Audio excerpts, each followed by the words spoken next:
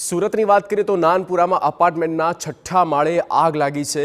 Washing મશીનમાં spark થતાં આગ લાગ્યાનું અનુમાન। આગ લાગવાના કારણે ઘરમાં 20 વર્ષની યુવતી ફસાઈ ગઈ અને આગથી બચવા યુવતી એસીના કમ્પ્રેસર પર બેસી ગઈ। જીવ બચાવવા કૂદવા જતી હતી ત્યારે જ ફાયર વિભાગે તેને બચાવી લીધી છે। હાઇડ્રોલિક ક્રેનની મદદથી યુવતીનું રેસ્ક્યુ કરવામાં આવ્યું।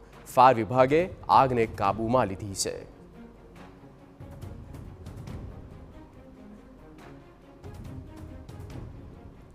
તો આગ લાગવાનો બનાવ બન્યો છે સુરતના નાનપુરા અપાર્ટમેન્ટમાં, જ્યાં આ બિલ્ડિંગમાં આગ લાગી છે।